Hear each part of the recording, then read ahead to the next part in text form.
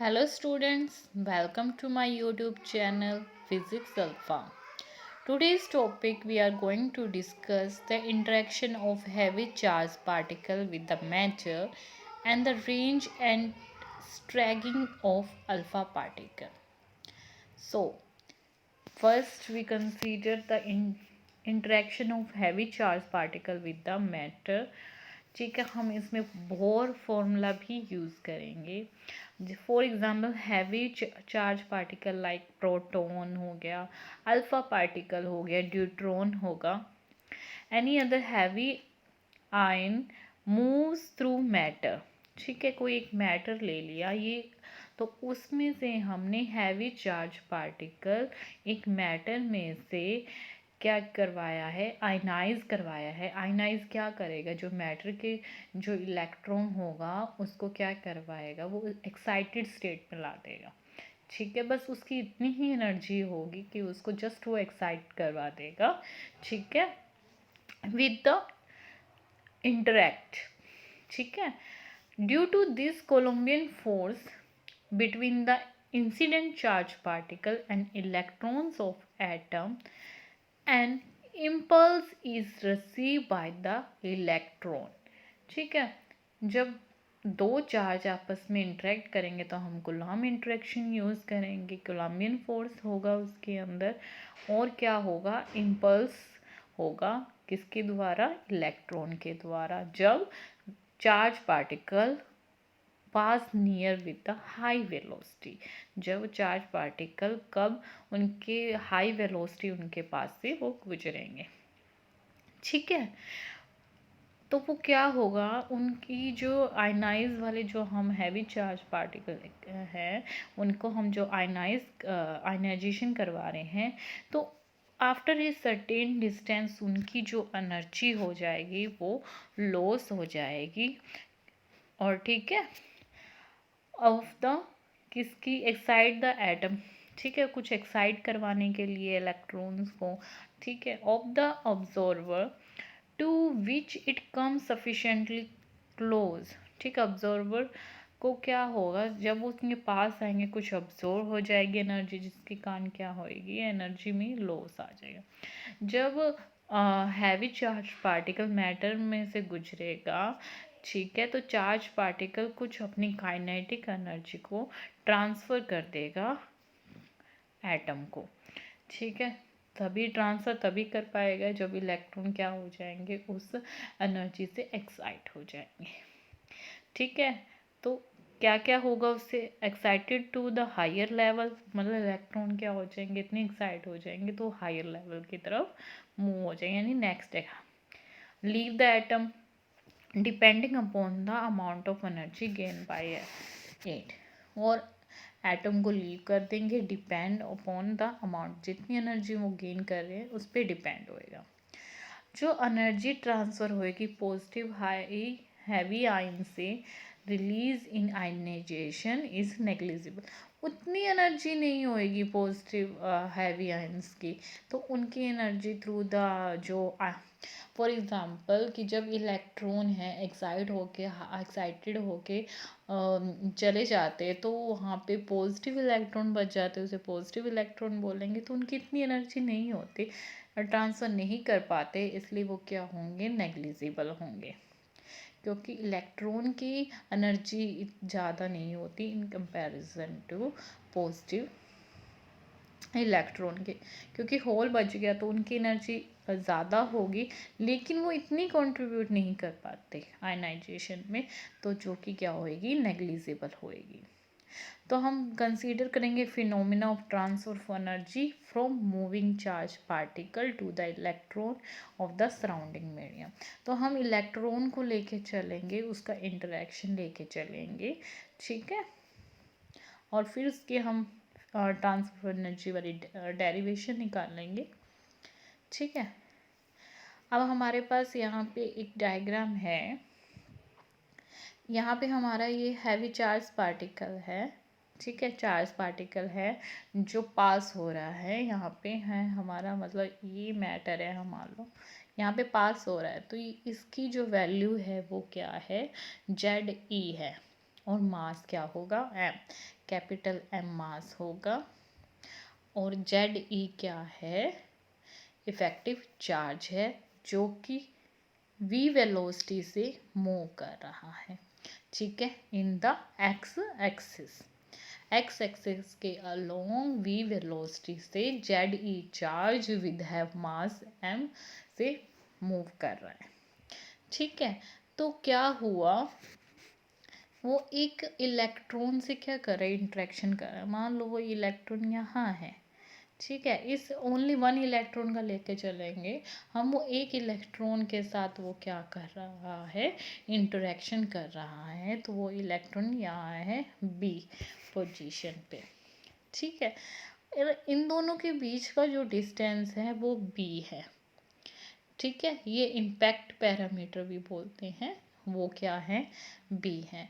But क्या है, जो वेलोसिटी वी है जो चार्ज पार्टिकल की, वो इतनी हाई होती है कि इलेक्ट्रॉन डजंट चेंज। ठीक है, कि जिसके कारण इलेक्ट्रॉन की पोजीशन क्या होती है, चेंज नहीं होती with the time when the particle moves near it. ठीक है, इसकी एनर्जी इतनी ज़्यादा होती है, वी वेलोसिटी इसकी इतनी of the charge particle is so high कि जो electron doesn't change its position during the time in which the particle moves near it. जैसे उसके पास से गुजरेगा लेकिन इतनी एनर्जी नहीं होती उसकी कि वो इस इलेक्ट्रॉन्स को डिस्प्लेस कर दे।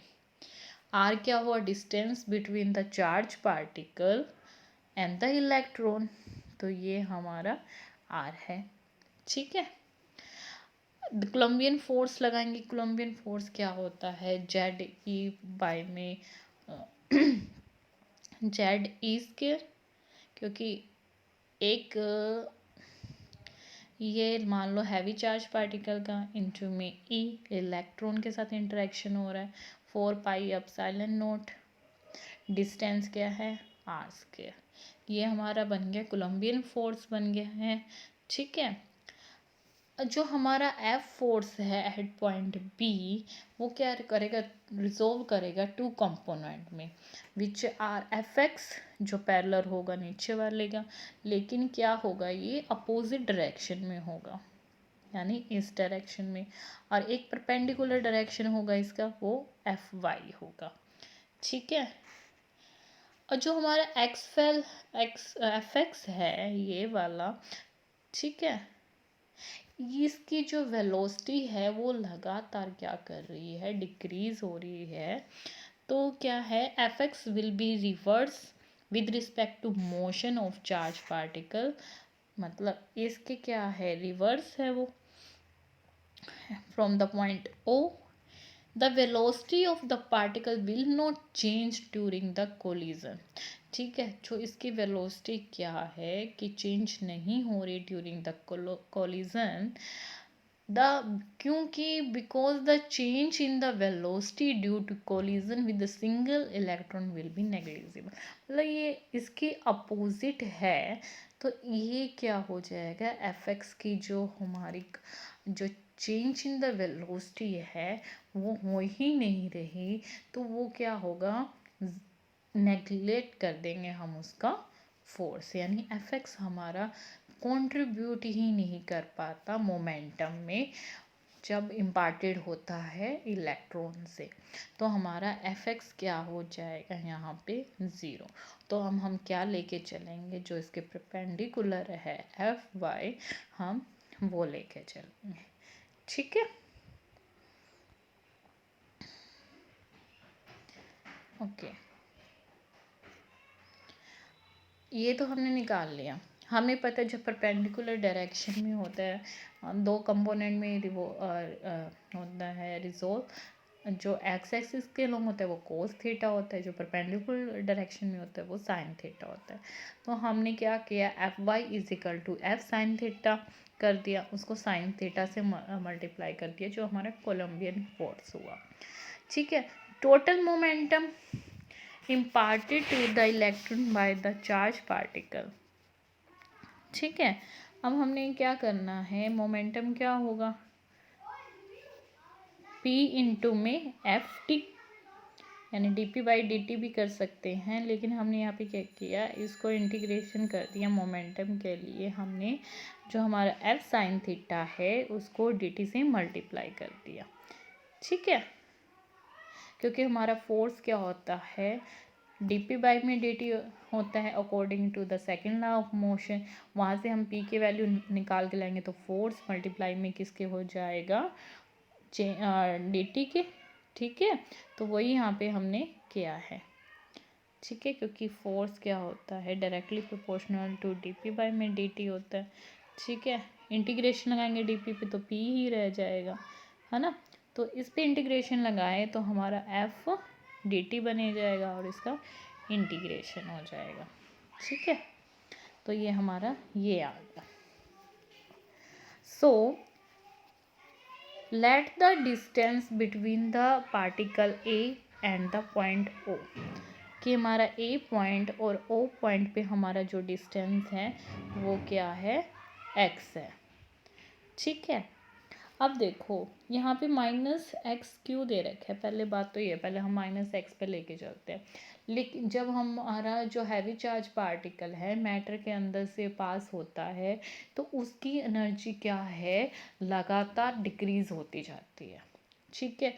तो इसलिए यहाँ पे नेगेटिव साइन लिया है, ठीक है। क्योंकि उसकी एनर्जी क्या हो रही है, लगातार डिक्रीज होती जाती है, इसलिए यहाँ पे माइनस नेगेटिव। और डिस्टेंस क्या, फार्मूला क्या होता है, वेलोसिटी इनटू में टाइम। ये वेलोसिटी है और टाइम के साथ मल्टीप्लाई कर दिया, ओके। तो हमारा क्या बनेगा, माइनस बी कोट थीटा। कैसे बना है ये, देखो एक्स बाय बी क्या होता है, इधर ये एक्स है और ये बी है, तो हमारे ये क्या होगा, बेस बाय में परपेंडिकुलर क्या होता है, कोट थीटा। माइनस है ये एक्स, ठीक है। तो यहाँ पे ये क्या हो जाएगा, माइनस बी कोट थीटा हो जाएगा, ठीक है। यहाँ से ये बी कोट थीटा आएगा।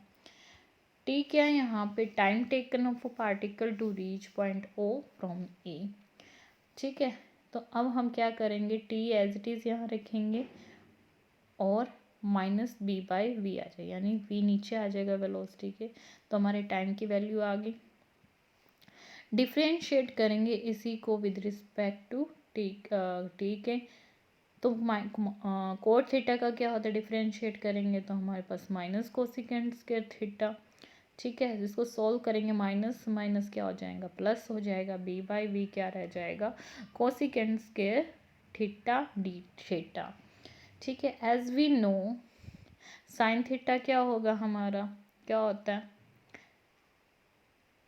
पी बाई एच, यानी परपेंडिकुलर बाय में हाइपोटेन्यूज, तो हमारा यही तो है, बी बाय में एच दिस, ठीक है। ये क्या है हमारा आर,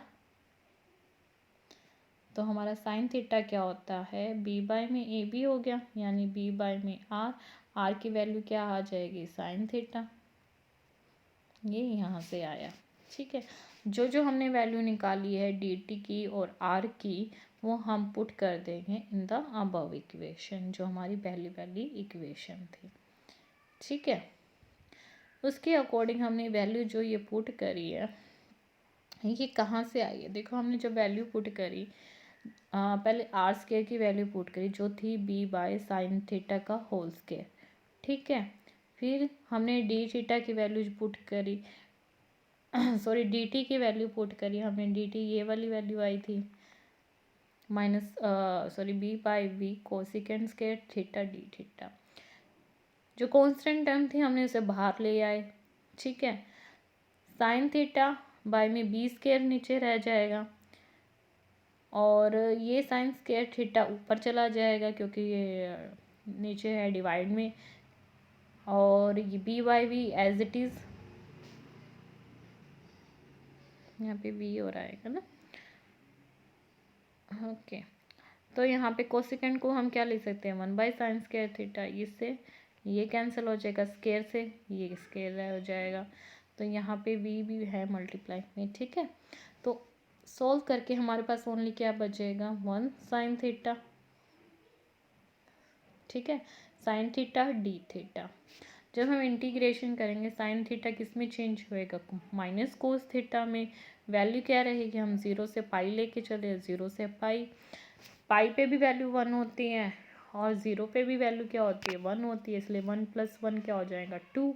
2 से 2/4 है तो 1/2 रह जाएगा, इसलिए कि हमारी जो काइनेटिक एनर्जी है ट्रांसफ़र करेगी इलेक्ट्रॉन को to mass me is given by, हम काइनेटिक एनर्जी निकालेंगे तो p² में क्या होता है 2me, तो हमने जस्ट वैल्यू पुट करेंगे, ये जो आएगा इसका स्क्वायर करके इस इक्वेशन में हमने पुट कर देंगे, बस हमारा me है, me हमें नीचे डिनोमिनेटर में लगा देंगे।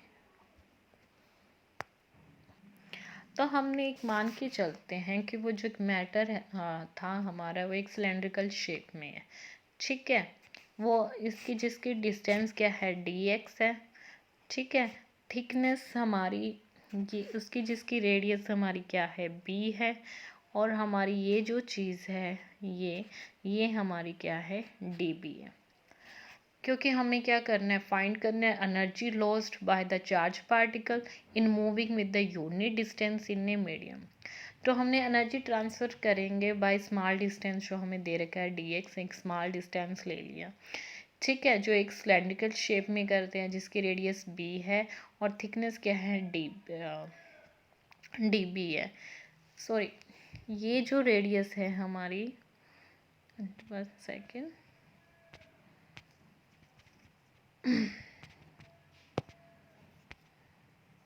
ये जो हमारी ये है दिस वन लाइन टू बिना टच की, ये हमारी क्या है b है, और ये थिकनेस क्या हुआ db, तो हमारी टोटल डिस्टेंस क्या बनेगी db प्लस में b बनेगी, ठीक है।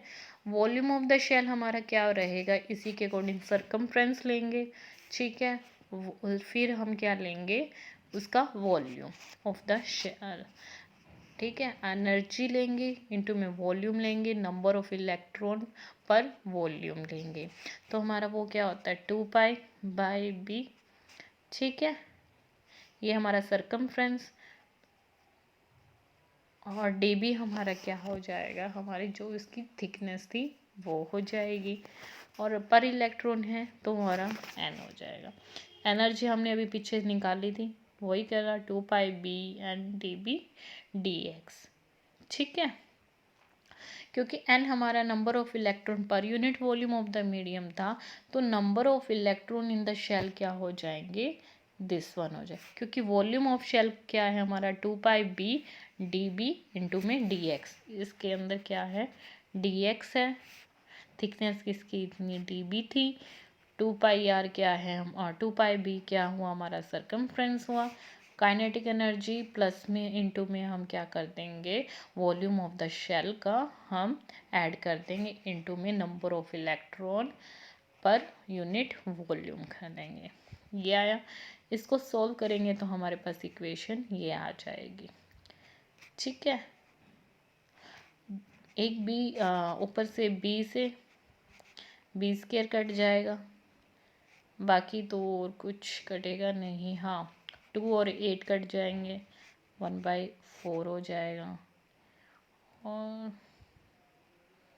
दैट्स इट, ठीक है, ये सब कटेगा। जब हम इंटीग्रेशन लेंगे, जो ये रिज़ल्ट है हमारा, मिनिमम और मैक्सिमम वैल्यू निकालेंगे, हम यही तो निकालें, लिमिट सेट करते हैं, मैक्सिमम वैल्यू इतनी होनी चाहिए, मिनिमम वैल्यू लेनी चाहिए इतनी होनी चाहिए।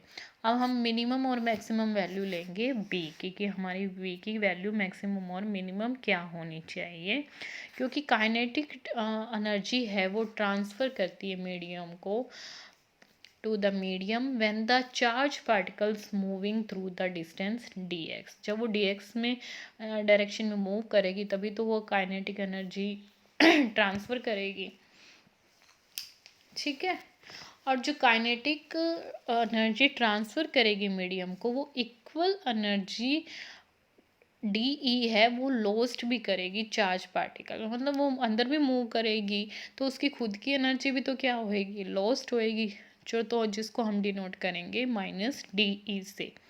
ठीक है, जो हमारा अबव एक्सप्रेशन आया था दिस वन, इसको इंटीग्रेट करेंगे मिनिमम और मैक्सिमम वैल्यू किसकी, बी की।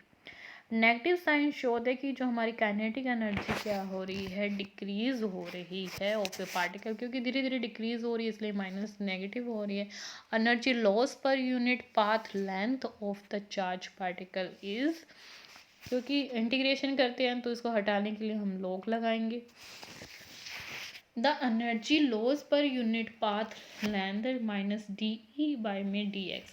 अब ये जो डी एक्स था इसके डिवाइड में कर देंगे हम, इसको हम बोलेंगे स्पेसिफिक एनर्जी लॉस। ये क्या है हमारी स्पेसिफिक एनर्जी लॉस, और जो average value is stopping power of the medium which charge particle is moving. ठीक है, if we take B minimum is zero and B max is equal to infinity, तो हमारा जो रिजल्ट आएगा वो absurd result आएगा, और जो energy loss per unit length comes to be infinite, जिसका हमारा एनर्जी लॉस भी इनफाइनाइट आएगा।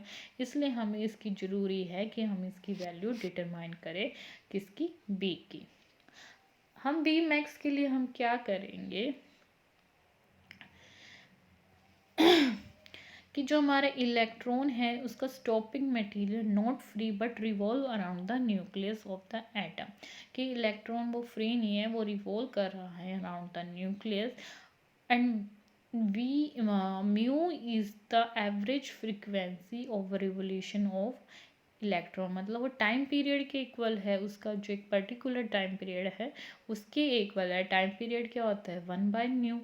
द परट्यूबिंग फील्ड, हमारा जो परट्यूबिंग फील्ड होगा चार्ज पार्टिकल का, will not change the state of the electron unless B by V is small as compare to the period of revolution, मतलब उसका उतना ही पीरियड तब तक चेंज नहीं होगा जब तक उसका पीरियड ऑफ रिवोल्यूशन इतना बी बाय बी के इक्वल ना रह जाए।